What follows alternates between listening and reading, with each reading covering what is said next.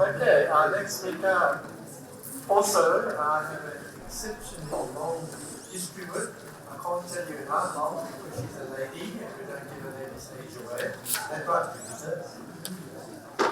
Bridgitta is probably one of the best when it comes to rhizobia production and such like. Long history, massive of experience. Bridgitta, it's a pleasure to have you today. Looking forward to your presentation. Thank you very much.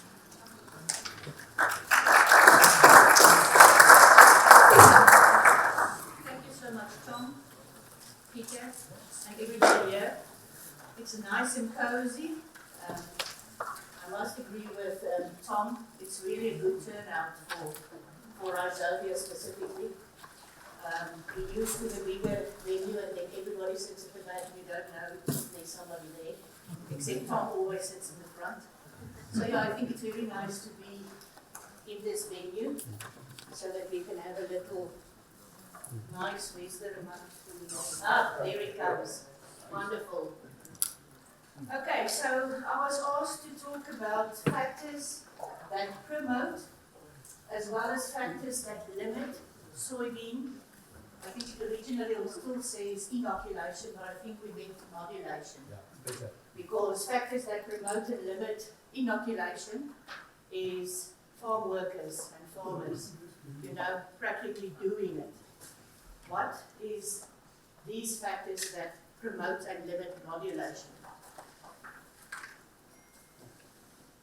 I must just get there we go. Down is up. Once again, I need to tell you what I'm going to do with you. So first of all, we're going to recap nodule formation, but I think we can sort of skip that one because all the other speakers today spoke about it. You must tell me if, because I can't stand still. I'm like a good micro. I walk around in the rhizosphere. So if you can hear me or can't hear me, just tell me, but I think I can project my voice. Yeah, but then I go like, start playing drums or something. So the recap is going to be very quickly. Then we're going to look at the factors that promote nodulation, then the factors that limit, and then you've got the floor to ask questions. So the process and the results.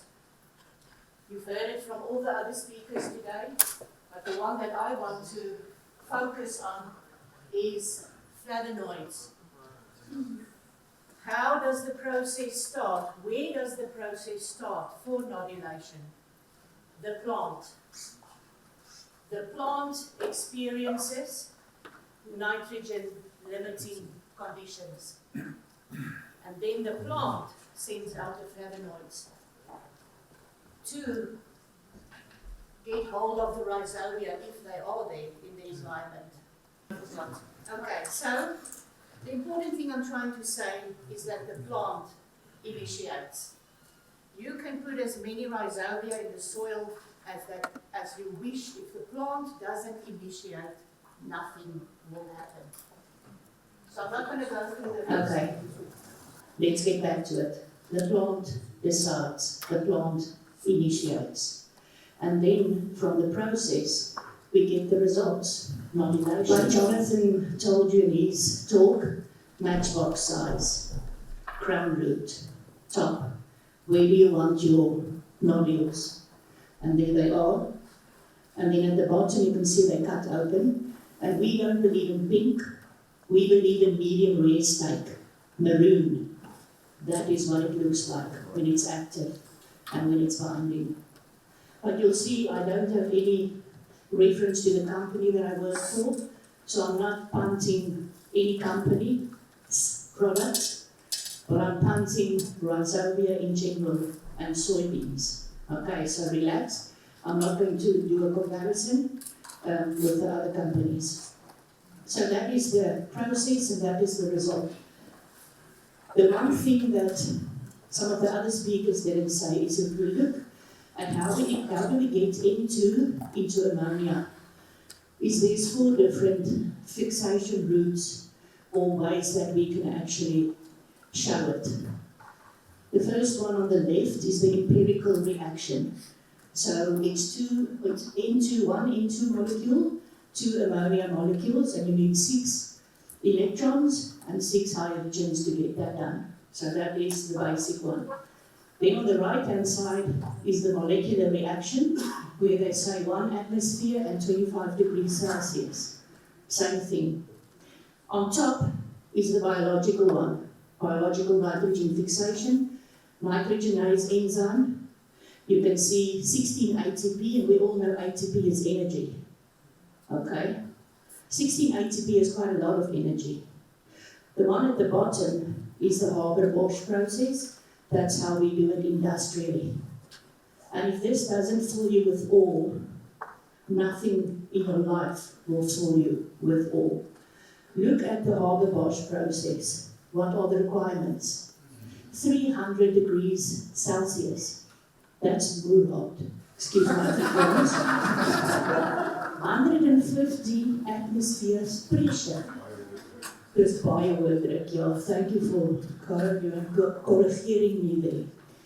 So, what we as humans do at that temperature and pressure, nature does at ambient temperature and 1 atmosphere pressure. If you don't have goosebumps, come see me afterwards. I've got horror movies that I can show you. But this is amazing. Then, if we look at the biological one, symbiotic biological nitrogen fixation, 16 ATP. They say for that process per mole, it's about 184 calories. Now, we all know how to burn calories. Some of us do it. I can see in the audience, some of us wish we can do it. And some of us really need to do it, but we don't want to. So, for that reaction per mole, we have to climb stairs for 20 minutes. I don't know about you, that's a bit tiring. Or we have to walk for 44 minutes. Or we have to jump rope for 14 minutes. That's very energy sapping. So this process in nature needs a lot of energy. You can see there in that little red square, for each kg of nitrogen fixed, you need 10 kgs of sugar or carbohydrates. It's a very energy demanding process. And that is the reason why I say the plant needs to be healthy. If the plant is under stress, this is not going to happen. If the plant is under stress, it is not going to go this way, because it takes a lot of energy. If the plant has got nitrogen available to it, it is not going to do this. I usually make the joke and I say, you know, it's like children, there's sweeties and there's vegetables. Children will go for the sweeties, and then there's some kind of wise person in the audience that tells me, no, theirs goes for vegetables. No, man, nonsense, you're lying. The sweeties is the nitrogen fertilizer that we give. The plant will use that before it will go to the veggies. And depending on how much we put in, by the time that the sweeties are done, the vegetables are verlep and vrot and can't work anymore. You are very lucky if you get late nodulation because you've got too much nitrogen. Because there's so many things that need to work together and need to be perfect for this to work. So once again, let's not fall into the trap of Americans. More is better. More ain't always better. It depends. If it's liquor, yes, probably. But more ain't always better. We always want to know how many nodules, how big, where, what, where, how. 7 to 5 nodules, 2 weeks after emergence. That is sufficient if the conditions will stay favorable, because the plant will keep on nodulating up until R5. Then the nodules will start dying off.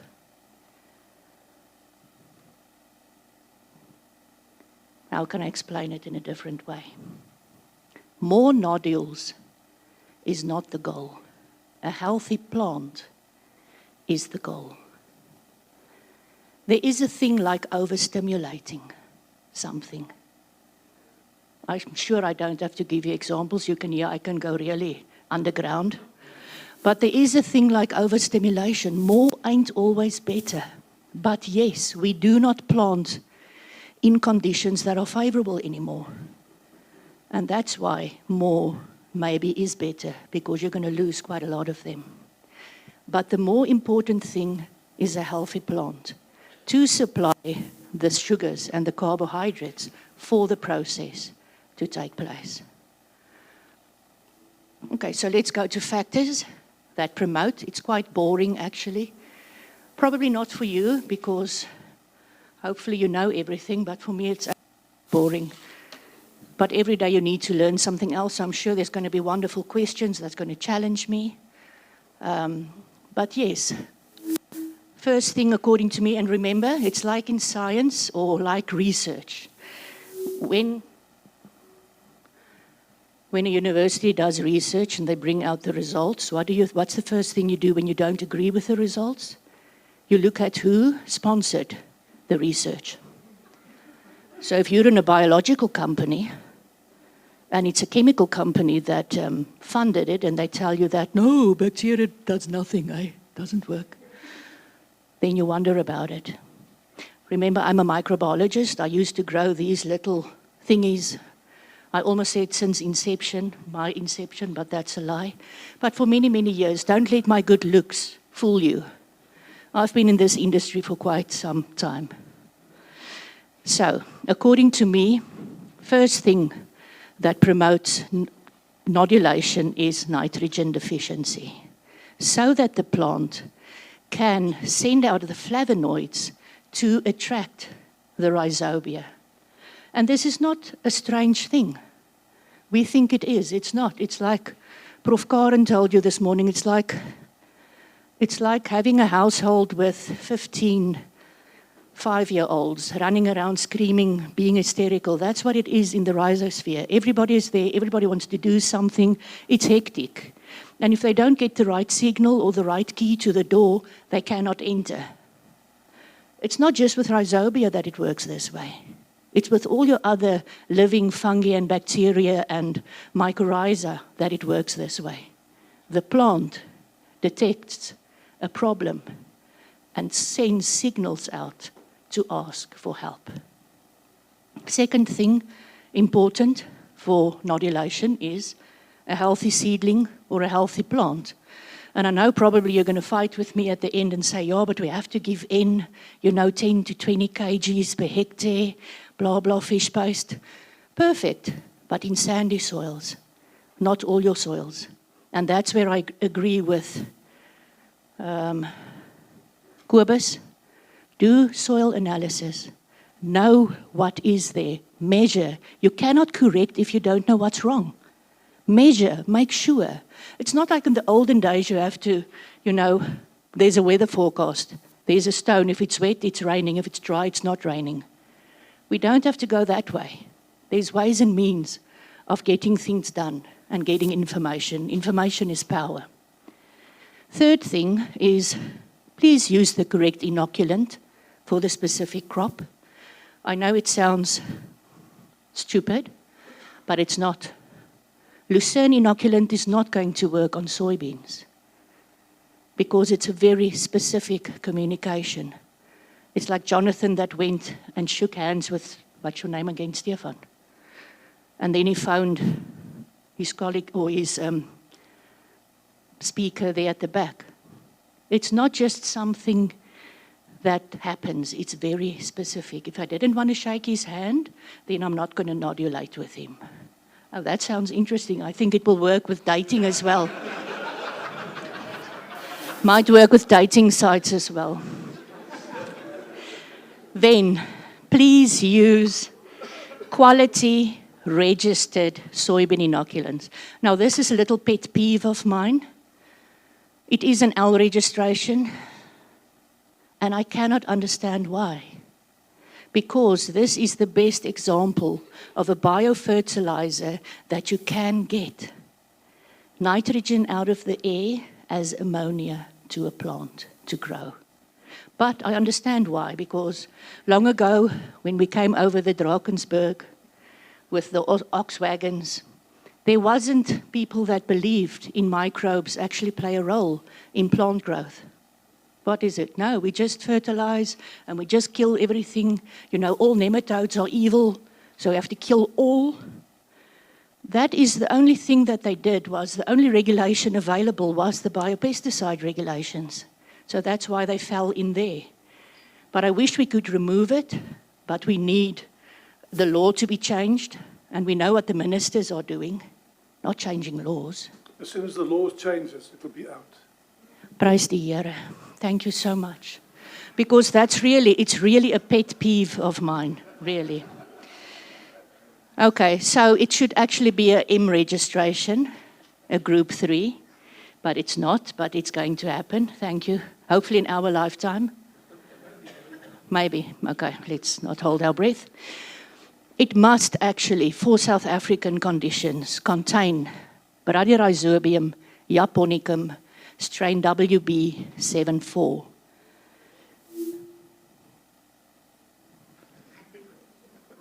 Why? Because in the 1970s already, those people that did the trials, and they did it extensively. There was a question this morning for Jonathan, do you have different nodulations happening on different cultivars of soybeans? Yes, you do. Different soil types. Are there strains of Fertasa Rhizobium that work better in different soil types? Yes, there is. But in the 1970s, the agricultural research councils, but I can't even remember their name, they changed it. Plant Protection Research Institute, dankie Wilma. They did research on many, many strains. And remember, there's no local strains those days. Soybean is not a product or a crop that is grown in South Africa. It comes from overseas. Where? Where did soybean start? That's say, lekker interactive. You see, I don't have to do all the talking.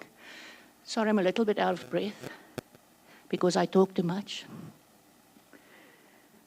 Let me just quickly say that when Tom this morning said, let's close our eyes and be thankful for our ability to be here, it actually touched a chord with me. Because 3.5 weeks ago, I was in ICU in the hospital with blood clots in my lungs. And I think that is why I'm getting out of breath.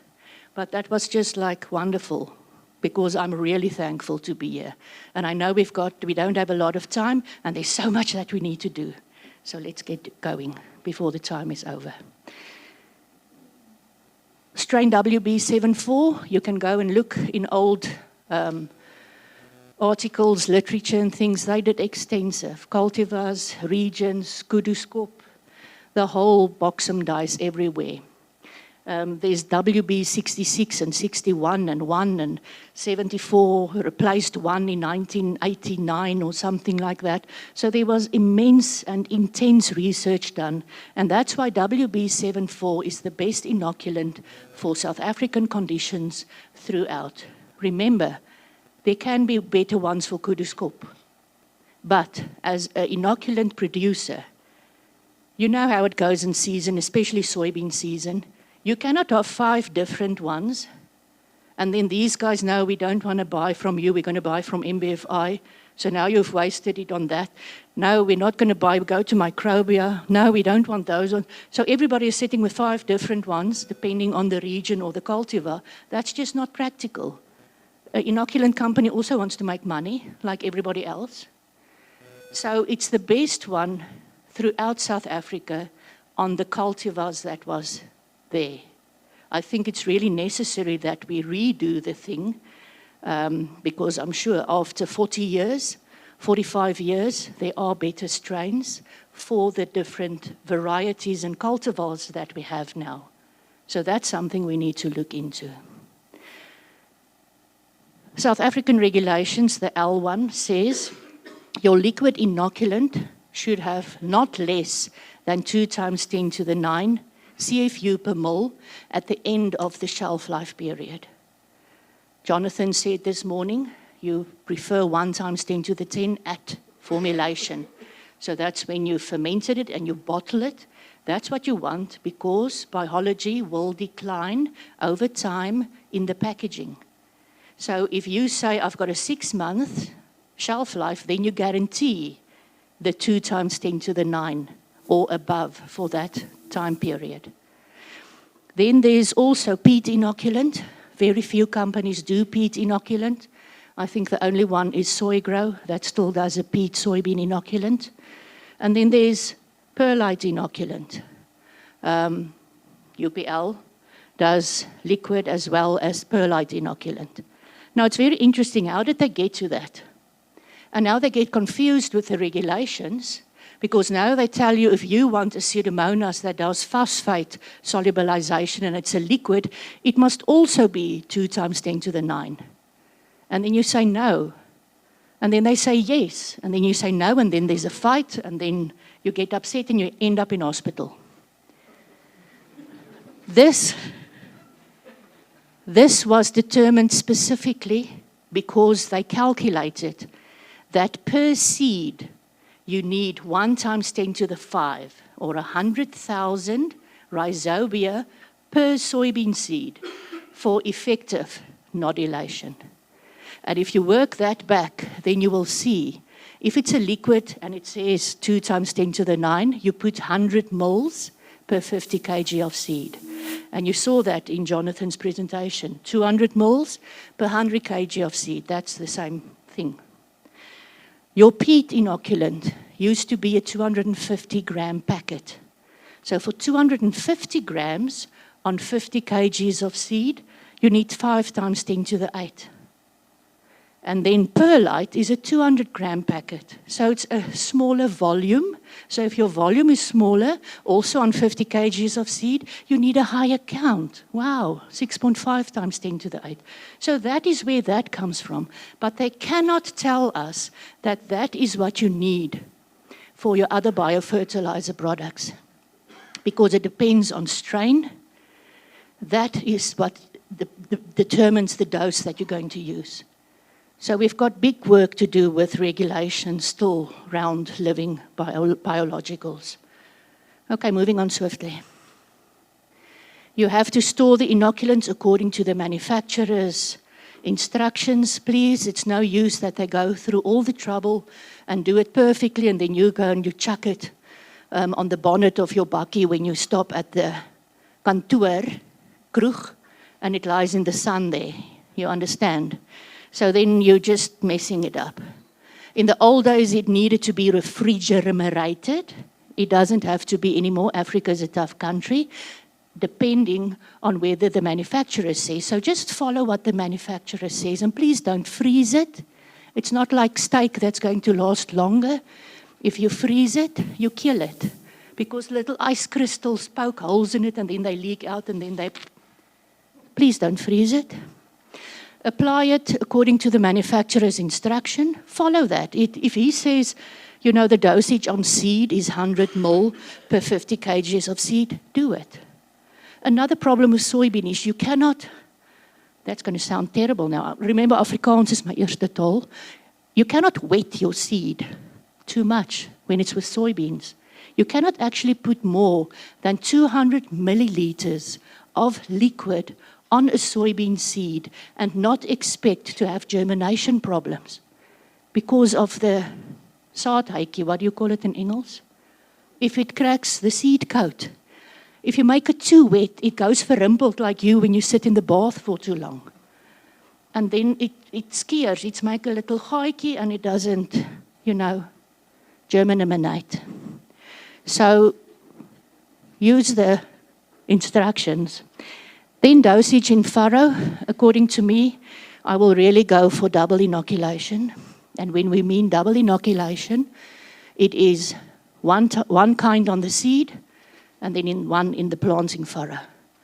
And yes, if you do not trust your supplier, go for 2 different ones. Hey? We had that question. If you don't trust them, put one manufacturer on the seed and put the other manufacturer in the planting furrow. Yeah, then you spread your... Why do I say I would prefer double? because we do not plant in optimal conditions anymore. Nobody does. We don't even know what optimal conditions are. Then we all have stickers if you put it on the seed. Remember what was said? They don't really come from 5 meters away to the root. So you want it the moment that that seed germinates, the moment that that radicule comes out, you want the rhizobia there to start the handshaking and the phone calling and the stuff like that. So you need to stick it on the seed. You cannot just, in your planter bin, gooi the poeiertjies over and then the planter runs and now you think you've got enough on your seed. It's not going to work. Plant furrow, you can do that as well. And there we want maybe osmoprotectants for on-seed as well as in the furrow. Please don't do the sticker in the planting furrow. You will block your applicator. So please get your people to understand. The sticker is to stick it on the seed. If you put the sticker in the tank mix in a plant furrow, you're going to block your little pipies, and then everybody is upset and they go to a different person or different manufacturer next time, just because of a stupid thing like that. Then ensure compatibility.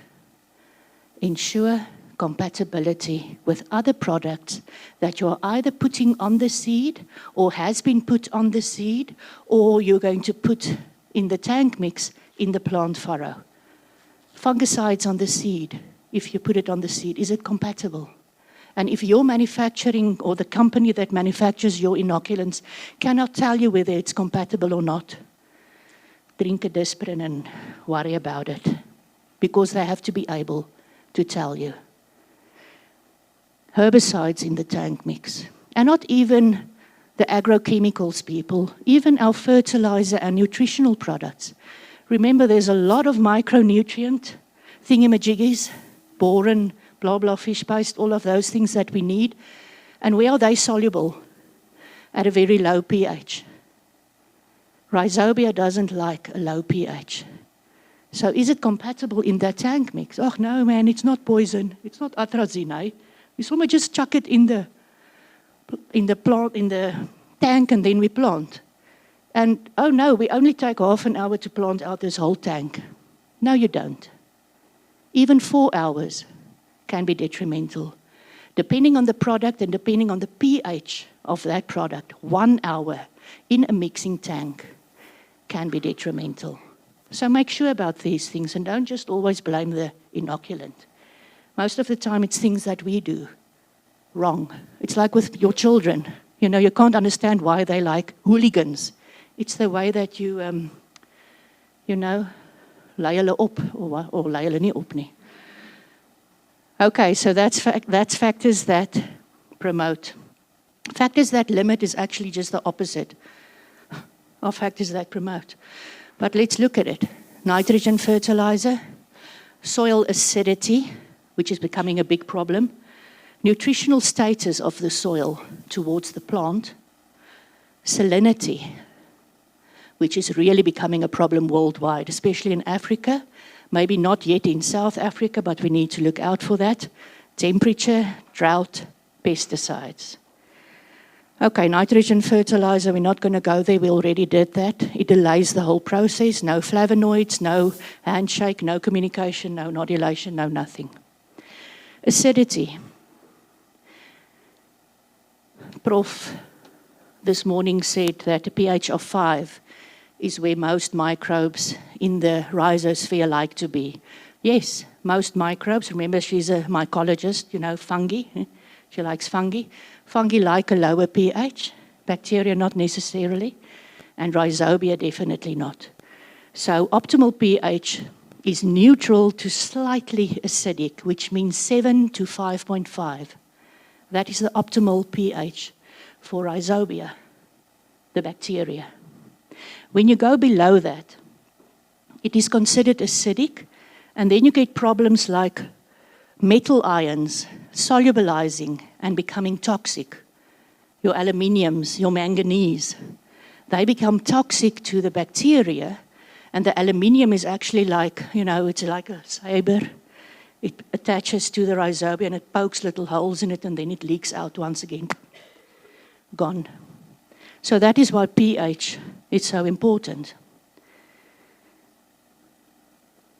Nutritional status, like I said, for the plant, because we need a healthy plant to have optimal nitrogen fixation. Phosphorus, Kobus actually explained all of this very, very nicely. So phosphorus is a big problem if we don't have enough phosphorus. Same with calcium, sulfur, molybdenum. Let me come back to molybdenum.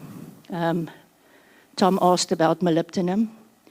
Way back, once again, when the ox wagons came over the mountains, the molybdenum of choice was molybdenum trioxide. That is what they used. And that is highly poisonous to rhizobia. That's why they then moved to sodium molybdate. And you get more than one kind of sodium molybdate, okay? But it doesn't matter what kind it is toxic to rhizobia. Long ago, once again, with the ox wagons, seed companies used to do molybdenum sprays when they produced the seed. So the molybdenum was incorporated into the seed. They don't do that anymore. And especially the brown bag, or what's the reference you said, especially if you hold back seed, there's not going to be enough molybdenum in your seed because you also didn't do 2 molybdenum sprays to get the molybdenum in the seed. So now everybody says, no man, just chuck it on the seed. Eh? But who's that everybody? Once again, it's the companies that sell the molybdenum. It's not the people that sell the rhizobia. So we all have something to say, but we never take each other's view or each other's stance into consideration.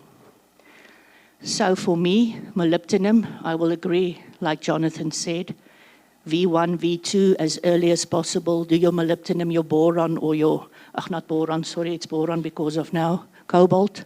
Do it then, because then it is better. And put your rhizobia on the seed or in the plant furrow. Don't mix this stuff together. You're going to have a problem with molybdenum, but it is essential, not only for the rhizobia, but also for the soybean plant. Okay. And then all the other micronutrients. Now I've lost my thingy-majiggy. Salinity, like I said, in Africa it's becoming a big problem, especially in your arid and semi-arid regions. And we know Africa is basically arid and semi-arid, unless you're somewhere close to the coast. They estimate that 80 million hectares in Africa is either saline sodic or saline sodic due to flooding, seepage, over-irrigation, all those kinds of things gives us the problem of salinity. It's harmful both to the plant as well as the bacteria, and that's why clever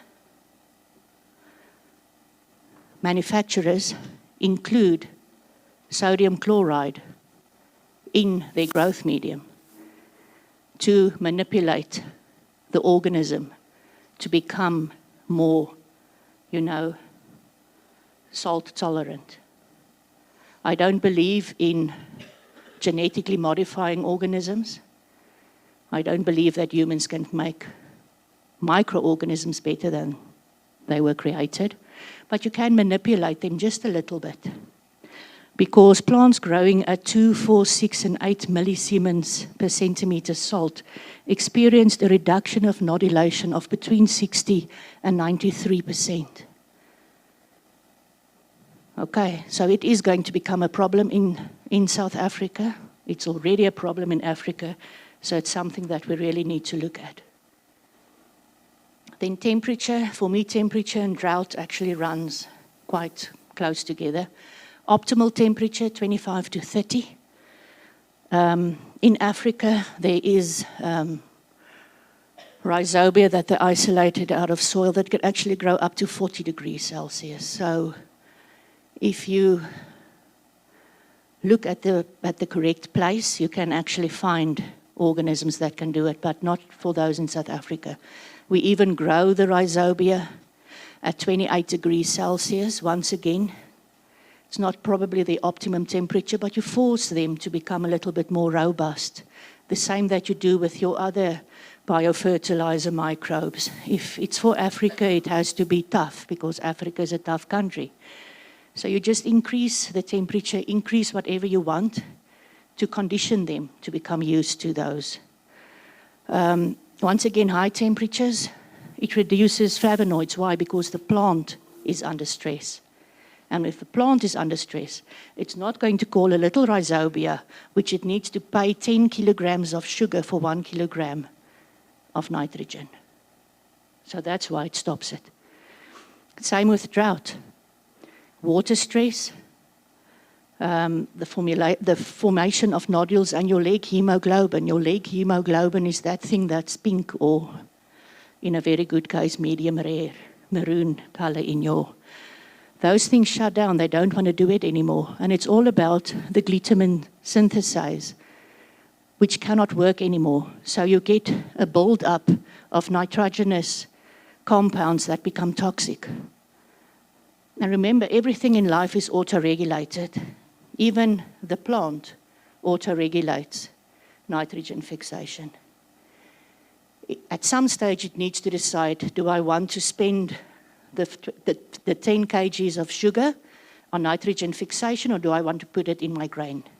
And that's why they senesce. That's why they die off, because now we channel it into another direction. That's why I won't interfere with trying to keep nodulation going up to our harvest, Our harvest, you get the pun? And then pesticides. This was just something interesting I saw in the article that I worked from. In 2019, we had the desert locust invasion in Kenya, Ethiopia, and Somalia, and then those countries. And the FAO decided, okay, let's spray aerial pesticide, and let's spray it over 8 East African countries because everybody's going to die. There's nothing to eat. So let's protect everything and everyone. And I don't think they understand what detrimental effect they had on the soil microbiome by doing this.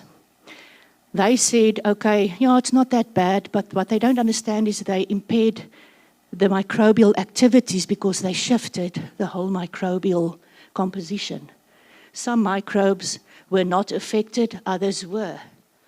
So, and even when some of those pesticides are broken down, they are actually more toxic than the original compound.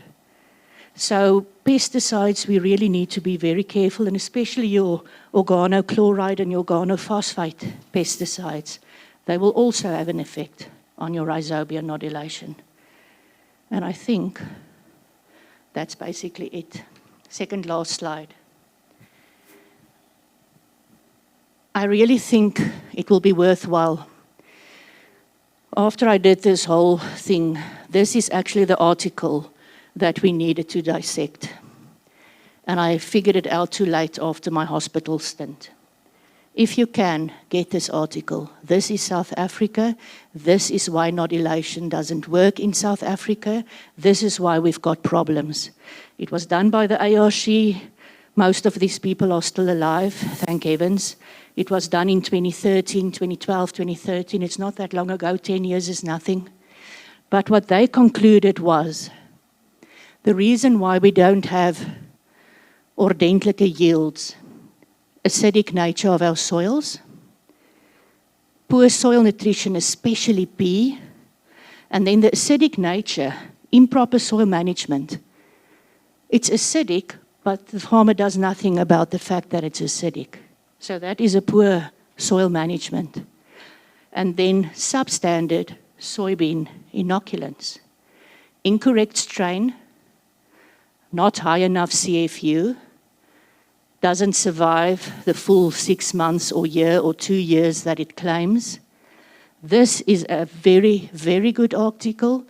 It does soil analysis. It looks at who uses a sticker, didn't use a sticker, molybdenum, not molybdenum, liming, not liming, different areas.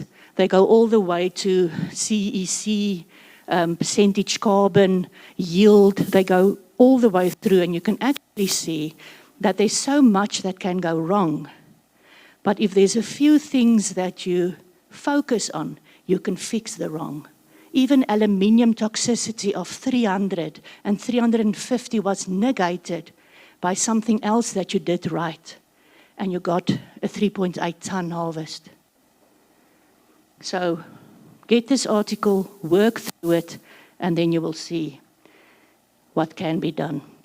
But my take-home message is, anything that stresses the plant will have a negative effect on nodulation and on nitrogen fixation.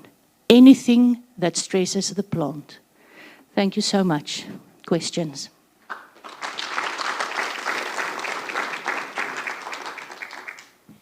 Okay, I'm sure there are quite a few questions from Bridgitta.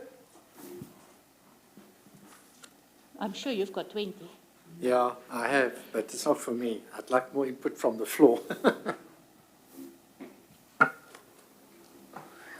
Dankie, skitterende lesing. Ek wil graag by jou hoor die stikstof wat die soja nalat in die grond, in watse vorm is dit en hoe lank kan dit nog oordra? En dan stem ek saam met jou met julle Steyn, maar ek dink dit is verkeerd om te sê dit is die enigste Steyn wat kan gebruik word. Ek wil julle aanmoedig om 'n bietjie nuwe navorsing te doen. Ek dink daar's uitstekende Steyns wat baie goed aangepas is. En ek dink ek hou nie die boodskap hier los dat WB74 die enigste goeie Steyn is al buite nie. Daar's goed wat al die toets deurstaan het ook. Ek stem saam met jou. WB74, onthou, ek het nou net gepraat van WB74, daar is 'n klein huisie vol. Julle het gehoor, Jonathan noem dit af soos kinders se hoogtes of ouderdomme. Die hele klomp wat hulle het, daar is wat beter is. Maar met WB74 het hulle 'n geen ingebou wat jy hom kan neutraliseer wanneer ons 'n ander strain introduce. Want onthou kompetisie, weer eens die klomp 5-jariges wat rondhardloop, daar's reeds rhizobiums wat daarin is en jy kry baie rhizobiums wat oorleef in die grond, maar is nie noodwendig effektief nie. Hulle noduleer, maar hulle maak wit klein noduletjies. Hulle is parasiete. Hulle tap die plant vir sy 10 kg suiker en hulle gee niks terug nie. So hy moet effektief wees, hy moet competitive wees, hy moet die inherente rhizobiums in die grond wat agtergebly het na 45 jaar se sojaboonverbouing kan. So ja, al daai goedjies, dis weer eens baie meer kompleks as wat ons dink. Die rede hoekom ek sê, kry daai artikel. Hulle het 5 verskillende enstofvervaardigers se enstowwe getoets, van poeiers na vloeibaar. Hulle het genetiese analise gedoen en gaan kyk of dit WB74 is en of dit CB what the frikadel is en of dit Etli is en of dit Simia is en of dit en jy kan duidelik daar gaan sien die verskil. So daar is. My vraag is net, is dit volhoubaar? Gaan ek hom kan uit die omgewing kry of gaan ons op 'n stadium sit waar ons nou maar enstof kan gooi soveel ons wil, niks gaan werk nie want die resident oudjies en inokuleer en doen niks vir jou nie. Ekskuus, ek het jou eerste vraag nou vergeet. Die stikstof wat die soja nalat, in watse vorm is dit en hoe beskikbaar, watter vorm is dit beskikbaar vir die gewas daarna? Okay, die stikstof wat 'n sojaboon nalat vir die opvolgende gewas is baie minder as wat 'n lucerne sal nalat. Jou forage crops laat baie meer stikstof na in die grond omdat hulle nie graan maak wat ons oes en so verwyder ons die stikstof nie. Die stikstof wat wel agterbly na soja gaan in 'n biologiese vorm wees, 'n organiese vorm. Met ander woorde, dit gaan nie uitloog nie. Dit gaan nie volatilize nie. En jou mikrobepopulasie in die grond gaan dit vir jou afbreek en vir jou weer beskikbaar stel aan jou opvolggewas. Maak dit sin? Amper sê ek iets anders. Happiness. Okay, nog? Yes. Net om op te volg op daai vraag wat jy gesê het, hoeveel dra oor? Wat is jou, ek wil amper sê, wat is jou opinie rondom dat dat sojaboone stikstof in die grond agterlaat? Dink jy dit is meer die wisselbou tussen wat 'n groter effek het en die mikrobepopulasie of is dit actually fisies stikstof wat oordra? Ek wil net jou opinie rondom hoor want ja, ek weet nie of daar stikstof oordra nie. Nee, dis nie stikstof soos ons stikstof in 'n sak ken nie. Dis in 'n biologiese vorm vasgebind. So dit is die wortels wat doodgaan, die wortelknoppies wat doodgaan. Binne daai wortelknoppies is die bacteroids of die bakterieë, selfs die rhizobiums wat nog nie genoduleer het nie, wat doodgaan. Maar al daai stikstof wat in hulle is in 'n organiese vorm en kan nie uitloog nie. Maar ja, dit hang regtig af wat jy doen en hoe jy oes en al daai tipe van goed.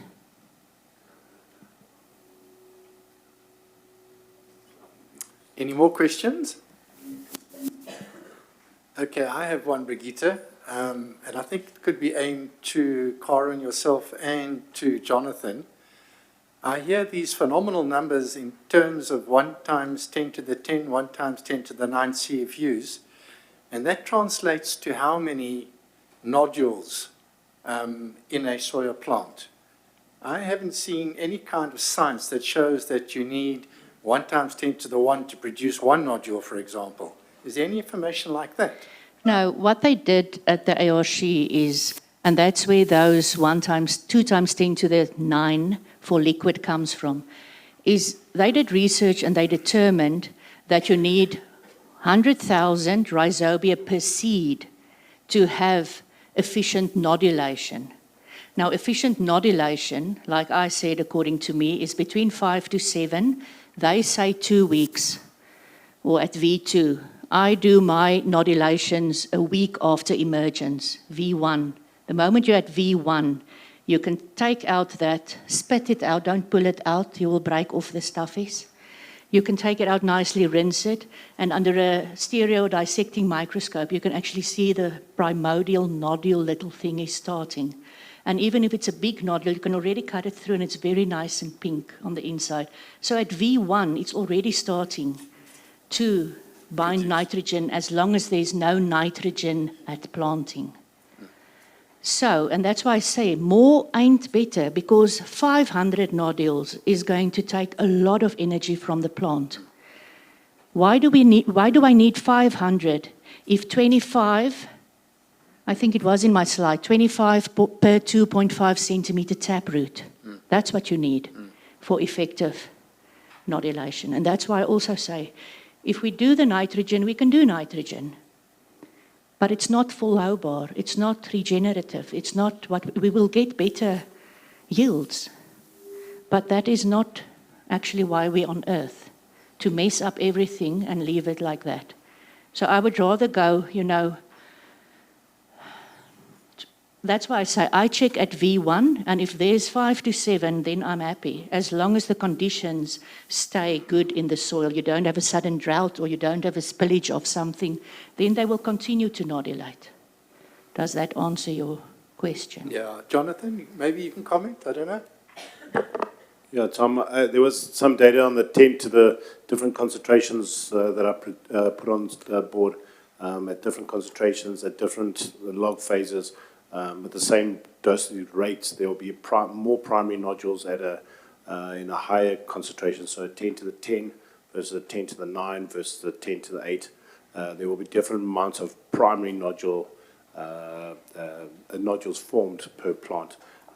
The data actually shows it's quite level all over let's say over the 4 concentrations we tested, from 10 to the 6 all the way through to 10 to the 10. The total nodule number was almost similar, but the primary nodule number was significantly different. Now, the only thing I missed on that slide is yield. Yeah. Yes. Because once again, it's like anything in agriculture. We do not sell a product because it increases chlorophyll. We do not sell a product because it increases leaf surface at V1 with 50%. We do not sell a product because it makes the roots more. We sell products because it increases yield or it improves quality. That's the only reason we sell products, not all those other little thingies that we want. Jonathan, another quick one. So if you're using, say, example WB74 versus a North American or South American strain, does one strain produce different numbers of nodules, or is it pretty much they all produce the same numbers? I know it's a crazy question. I'm just curious.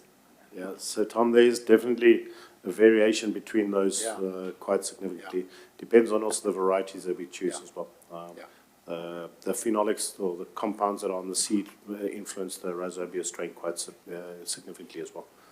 So the point I'm trying to drive at, Jonathan, is technical people walk into the field on a particular variety with a particular strain and they see 8 nodules and they think that that's sufficient, but they just come from another field with a different strain, different variety, and they try and equate the two. I think they're making a mistake. Yes. 100%, Tom. Okay. I would like to make one comment, if I can, Bridgitta, and that is you referred to Group 3 and M registrations.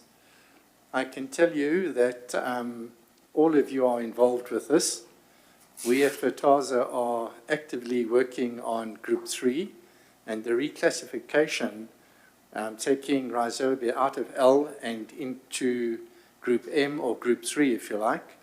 But that means that we have to review, and we are reviewing, Act 36 of 1947 when it comes to fertilizers. We've got Martin here today. Martin, would you like to comment, because you're really at the forefront of this one? Tom, I actually thought whether I should ask a question in terms of the current L number process and the requirements for the L number registration. It is significantly different from the M number, and I'm just wondering if it moves to the M number, does it reduce the new registrations in terms of the old registrations? If we look at the current guideline requirements, isn't there a requirement where the incorporation, as Bridgitta said, maybe before we retire, but if it happens, shouldn't the requirements that apply in terms of the L number not be translocated for the rhizobiums in the M number? Well, I can definitely tell you that, yes, it's actually basically the same amount of work, requirements, whether it's M registration or whether it's L registration. I would have preferred the M to be easier, like Group 1 and Group 2. You know, you don't actually have to register. You just say it's a lookalike, a me too, it's blah, blah, fish-based. But I can understand why we have to regulate it. But it's a misconception that the M registration is easier and has got less work to do, because every crop you claim on that label must be tested. And I know we stoy with the crop groups the whole time, but you cannot just do one monocotyl, one dicotyl, and now it's for everything. Yes, we know the stuff works on all plants, but you have to do the test on each and every plant. You have to do the flippin' 5 batch. Where's our regulatory woman? There she's sitting. She irritates the blue dinguses out of me because she just wants and wants and wants. But no, unfortunately, L and M is exactly the same disaster, the same amount of work, the same harassment that you get. Tom, if I can answer, I agree it is very similar, but in terms of the L number registrations, we've just went through a set with the rhizobiums, and in relation to the normal biofertilizers, I think there is a slight discrepancy. It entails a little bit more work, and in my opinion, it is important that the transfer to the M number doesn't dilute what we currently have.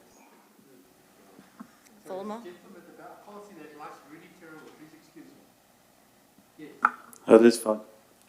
Ek wil nie 'n vraag vra nie, ek wil net eintlik 'n beroep doen. In ons professie het ons baie met klagtes te doen, en hier sit 'n paar boere ook hier in die gehoor en met baie vrae, en ons het nie altyd die drempelwaardes wat meetbaar is om te sê of die produk gewerk het of hy nie gewerk het nie. Maar My beroep is om die gehoor te vra dat ons 'n professionele akademisie kry om vir ons 'n boekie saam te stel rondom die produksie van sojabone in Suid-Afrika. Die meeste van ons navorsing kom van oorsee af. Kyk, ek dink daar is 'n boekie vir die produksie van sojabone in Suid-Afrika, maar dit is meer geskoei op die bemesting en daai tipe van goed. Ek dink hulle het op daai stadium ook nie besef dat Rhizobium so mooi en groot rol kan speel nie. Maar ek moet sê SABO is in die proses om die biologiese produkte per se, nie net Rhizobiums nie, maar almal modules op te stel vir verspreiding, vir kursusse, vir om mense meer bewus te maak en te leer. So ons is besig om in daai rigting te beweeg. Wilma, jy wil iets sê? Yeah, just two things. So maybe get to the training bit. The Protein Research Foundation has spent a lot of money on developing training sections, not training per se. I know Wessel van Wyk did quite a lot of work. There's a lot of really good videos, which will definitely add value. And there's also, if you subscribe, you can get updates on what you need to look at in various different stages of your crop throughout the year, which also can add a lot of value to the farmers directly. On the regulations going from an L to an M, there's a reason why the legume inoculants are so highly, there's so many tick boxes that you need to tick regulatory-wise. It's because your farmer are actually completely dependent on that rhizobia for his nodulation, for his total nitrogen supply, basically, for his crop. There are things that we can't step away from and we can't limit the tick boxes. Regarding the other biofertilizers, yes, they've got an impact on your nutrient availability, but as soon as you go to the legumes, I mean, you're completely dependent on that microorganism and the product that you're going to be selling. And the farmer needs to know that that product is going to work to the best of its ability. So I'm not quite sure if you mean to limit the amount of regulatory stuff around it, but I would like to keep it at least at the same level for legume inoculants, for that risk mitigation for our growers. Thanks. Agreed. Great. Jonathan, you're quite tied up with the PNR, and I mean, there's a lot of information they generate on soy production. It used to be affiliated with the University of Pretoria. Maybe you guys can help me. Do they still have these info sessions, booklets, and excuse me, and such like? Yes, yes. There's actually there's a soybean workshop coming out late in, I believe, in July. I think it's the 29th and the 31st of July. There's one at Nampo Park, and the other one is at the CSR, if I'm not mistaken. Yeah, they're certainly worthwhile attending. I've been to quite a few. So in terms of information dissemination, when it comes to soybean production and all the aspects that go with it, it's really worthwhile to attend these workshops as well. Yeah. They really do a lot of effort. Thanks, John. They also fund quite a few audit, or let's say scientific papers per year. So if there is more from the university sides, definitely on the, let's say, from a biological side for soybeans and for canola as well, it's definitely something that the PRF will fund. Yeah, great. Thanks, Jonathan. Bridgitta, thank you very much. That was an excellent. Thank you so much. Bridgitta.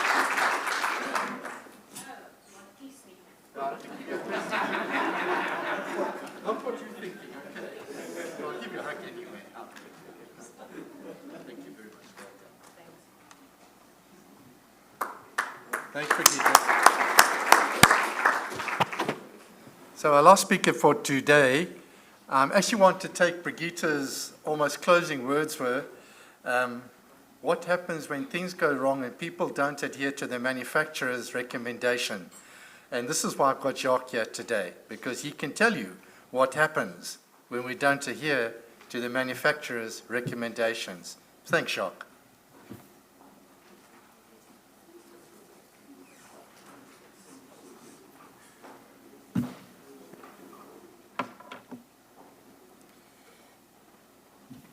Thank you, Tom. Tom, Peter, thank you very much for the invite. Much appreciated. It's a great honor for us to be here today. I feel a bit sorry for the audience. You know, we've had professors, we've had doctors, academics, and now you've got me. I'm very, very sorry, but luckily you've all come to listen to me because I speak the exciting thing of insurance. So, ladies and gentlemen, thank you very much for having me. Thomas asked me really to give you a bit of a different slant to this. I think that the insurance fraternity doesn't always understand this, and I think we need to change that, and specifically the components and the technicalities that we've heard today for the application thereof. I'm going to start off and I'll share with you my... there you go. That's my agenda. I'll start with the notice. It's really a nice word to say my disclaimer here. We insurance do that. Background for all our discussions, we'll challenges in the retail market. And then, you know, what do we agree on? I think that's very important. What are all the common claims that we see? We'll go over the academic stuff. We'll go into more the insurance environments. We'll speak about labels.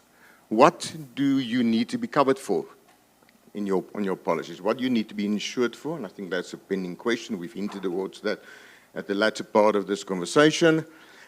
We'll provide you with our insight of comparing covers, and then lastly, and I think this is probably where you're hinting to, Tom, is really what would be the agrochemical environment look like without insurance? Let's get into it. All right. So I'm not going to go through that, but I've done a lot of research, and a lot of the guys sitting here assisted me with this specifically. Why I've done that is really to show you that I think we would try to understand from an insurance perspective how the workings of Rhizobium and other inoculants work. But it's not my expertise, and I think you need to understand it, so I'm not here to debate anything with you from a technical perspective. My expertise lies in the insurance field, and I would like to give you insight into that today. But as we go through this, you will see that I'm pushing the conversation towards the insurance side of it. So the background for our discussion is really that Bridgitta Rhizobium is a bacterial genus of gram-negative soil bacteria, many of which fix nitrogen. Nitrogen fixation is an important part of the cycle, the nitrogen cycle. Rhizobium species form an endosymbiotic nitrogen fixing association with roots of primarily legumes and other flowering plants.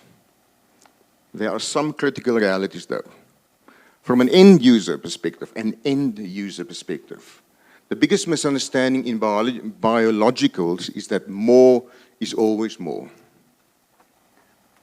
The variation in the concentration of the formulation and the consistency of that formulation is significant. As we are dealing with aseptic conditions, our Rhizobium must be free of contamination. Numbers and quality in formulation is obviously critical. So the challenges that the retail space has, through our research, we've obtained simple challenges that various stakeholders in this market face and experience. Through the application of Rhizobium, the realization of the correct formula often seemed to be a challenge. I think many people have touched on that throughout the day. There are also fewer expertise and a shortage of technical background in this space. That's concerning. Constant development of a formulation takes anything between 3 to 5 years, and then you exclude the field work of that, and it becomes a very, very costly exercise. Limited local resources. But perhaps the biggest misunderstanding that we've picked up is around the exact formulation or the exact formulation requirements, and that is that two products are not the same. So, what do most people agree on? Most stakeholders, actually. That biological products are safe as long as there's adherence to the quality and keeping the standards as high as possible. Buy from credible businesses with an established reputation, preferably with whom you've had a long-term relationship. Stay away from the shortcuts and or the cheaper versions. If you have doubt, speak up and talk to your channel and figure out the problem. Be preventative. Now let me tell you, insurance guys like people that are preventative. We call it risk management. So it's always good to be there before the other guys are there. When you do crop repairs, reactively, the money piles up. You know that. Be proactive and apply rectification at first awareness. So, enough of the academic stuff. Now you either think, I know what's going on, or you think, oh, this guy doesn't have a cooking clue. But Google is brilliant, and Jonathan Etherington has helped me quite a lot. Thanks for that, Jonathan. So, what are the most common claims that we see? And this is throughout our market, and this is really what we've looked at. We actually have seen pamphlets that's been put inside boxes with the products. On the outside, there's no mention that was made that there's a piece of paper inside that box, inside the product, even if there was sufficient information on that. Nor was it mentioned anywhere in the box that there was critical information inside that box. Can you believe that? We had a couple of those. Different manufacturers. Quality. Are you supplying a product of high quality that meets the house conditions that the product will be exposed to? Do you have sufficient quality control before distribution? Is it transported in a safe manner, not allowing erosion on the quality of that product? Is it the right containers, containers that prevent that ultraviolet exposure that we spoke about earlier as well? Are you providing the client with sufficient guidance how to store the product, even if it's temporary? Does that product have a batch number on its containers for traceability purposes? And are you supplying a product whilst it's still within a reasonable shelf life? Do you provide guidance around storage to the distributor? Under what conditions must the product be stored?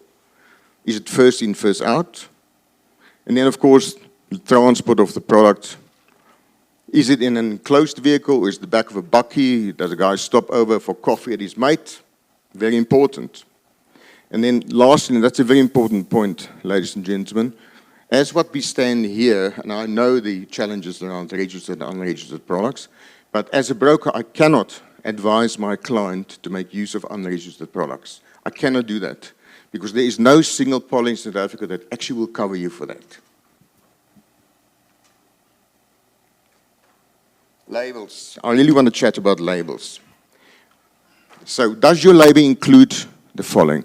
Identification and product info, for instance. Does the label identify the specific type of inoculant? Does it detail the intended use thereof, for instance, soybeans? It may also contain the name of the manufacturer, the distributor, and any other product registration number. With regards to inoculant composition, it lists the bacterial strain or strains included in the inoculant and their concentration. This helps to ensure that the correct inoculant is applied based on the crop's needs and the local soil environment. The instructions for use. The label provides detailed instructions or on how to apply the inoculant. Does it include the recommended application rate, the timing, such as pre-planting, for instance, and the method of application? On storage and handling, does it have the instructions on how to store and transport the inoculant to maintain its effectiveness? For instance, the temperature, humidity recommendations, and again, of course, the shelf life. Around safety and precautions, I spent half a day yesterday at a scientist, and this gentleman produces all of these things, and this guy just said to me, he's not touching certain stuff anymore. It's as simple as that. So it may include safety warnings and precautions for handling the inoculant. Around legal and regulatory compliance, please ensure that the product complies with regulations, certifications, and of course, quality standards for safety and effectiveness. And I've put down there at the bottom in bold and in red. That means you need to look at that. It says that labels are more than communication tools for the consumer, but also serve as a form of a legal documentation that helps to protect the manufacturer and other parties involved in the product distribution.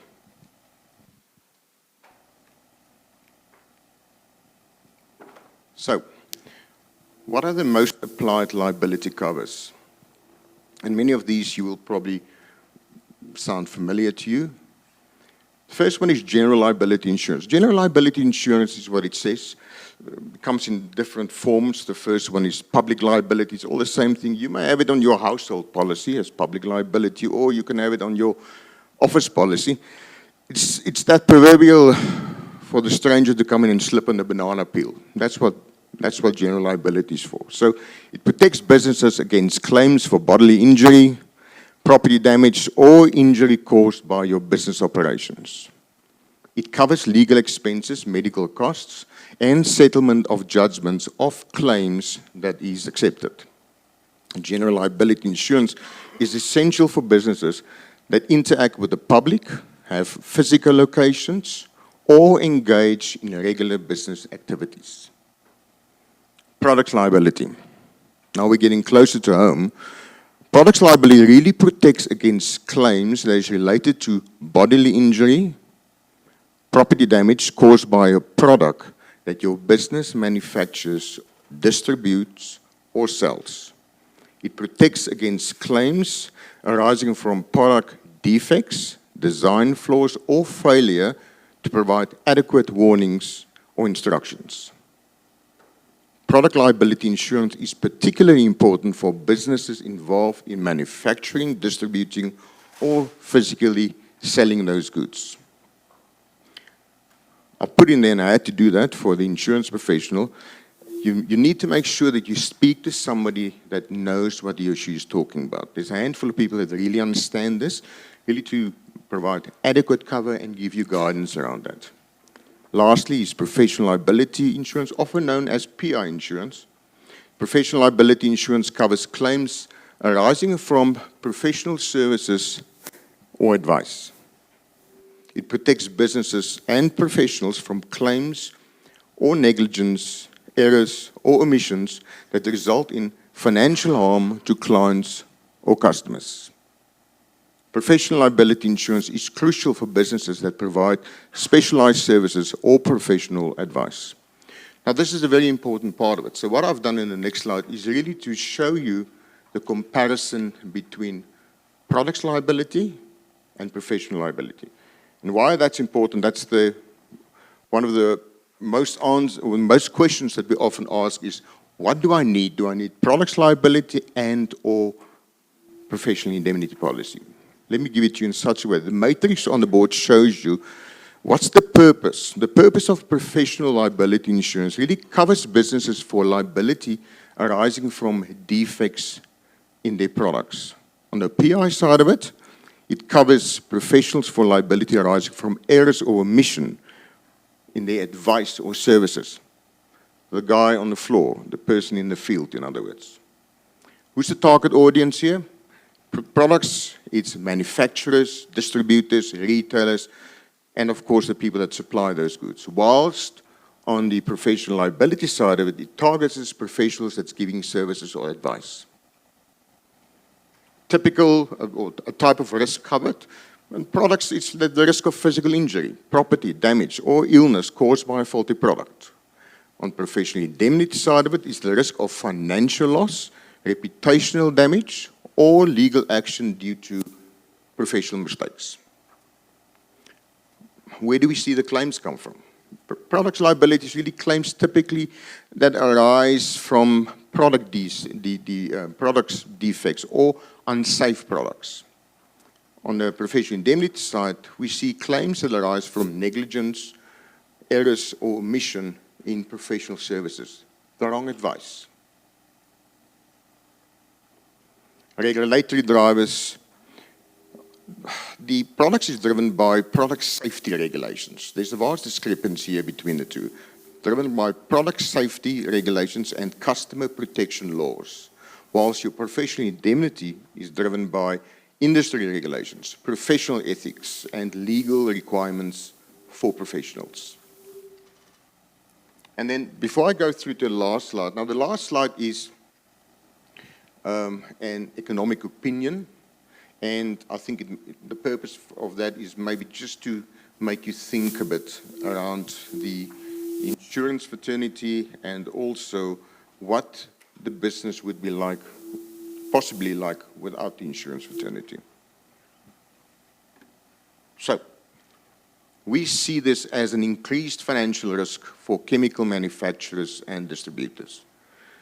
Uninsured liabilities.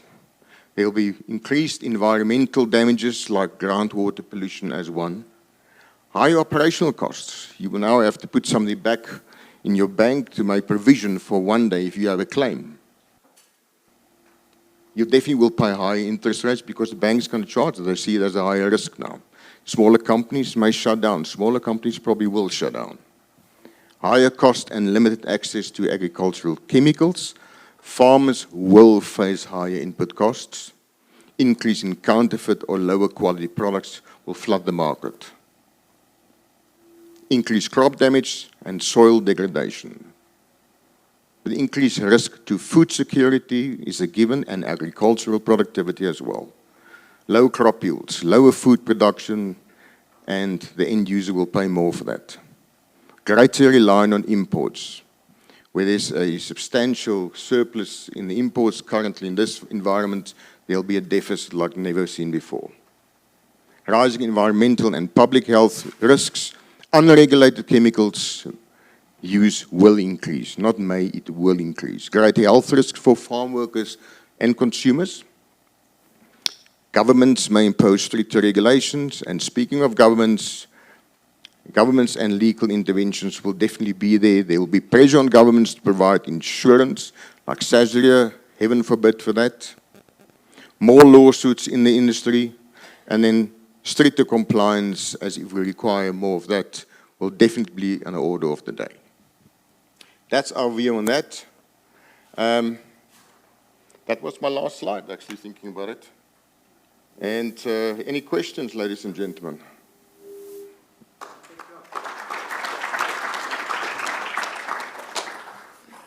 Okay, I never thought I'd see the day where a technical session would include insurance, Jacques.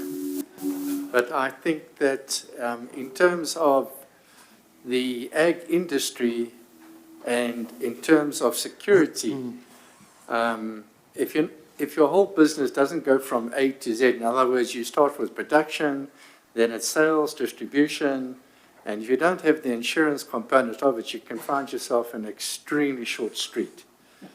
And this is why today I thought it very pertinent, because 2 years ago, where your insurer says to you, listen, there's a possibility that we're not going to insure when it comes to Soya and Rhizobia liability, you've seen what the ramifications of that can be in terms of an industry.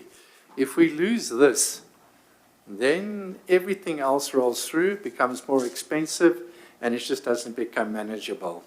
And it was on this background that I thought, you know what, I need Jacques to get in here, because the soya industry, if we lose this facility, I believe that moving forward would become very difficult. Margins are under pressure, farmers are under pressure. Where are the first places you cut? Oh, of course, insurance and or other inputs. And then you find yourself, and I was trying to explain to you earlier, 2 years ago when you got 40 or 50 farmers, and the only thing that's standing between them and bankruptcy is your insurance. And that is absolutely, that's devastating. And thanks to, the cooperation between the insurance companies, those farmers are still farming today. And Corno will even say to you, yeah, Tom, we didn't get to all of them. I understand. But Corno, you can understand the complexity now of what we're dealing with in terms of the questions that you raise. Biology is extremely difficult. And also when you say, farmers say they've done the right thing, they've done the right application, they put the right Rhizobia down, all the agronomic stuff is right, and you get the loss adjuster there, and then the discussion continues. You start finding things that you shouldn't be finding, i.e. wasn't stored correctly. It was carryover inoculant from a previous season. And if the insurance companies are going to have to start insuring against that, then it becomes impossible. You're going to start paying excesses of 500,000 to 1 million on each single claim. And again, that becomes unaffordable.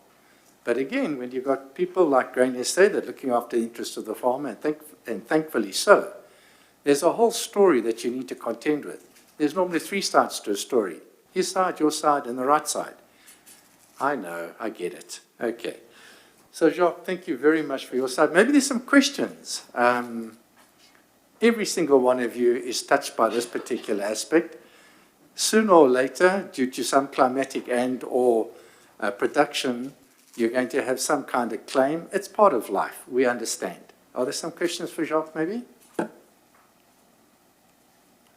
They're scared of you, Jacques. That's good. Thank you very much. Jacques, thank you so much. Thank you. Thank you, Jacques. Thank you very much. Thanks very much. Thank you so much. Thanks, God.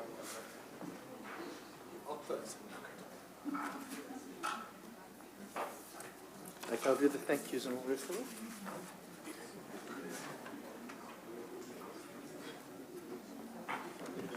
Perhaps just before our chairperson ends the whole session, I want to thank you very much for the initiative to do this workshop. I think, and all the work that went into it, also for Hermine and Candace, and for everybody there. Thanks, Tom. It's a wonderful what happened, and I think it's very unique. Thank you very much. Oh, you're very welcome.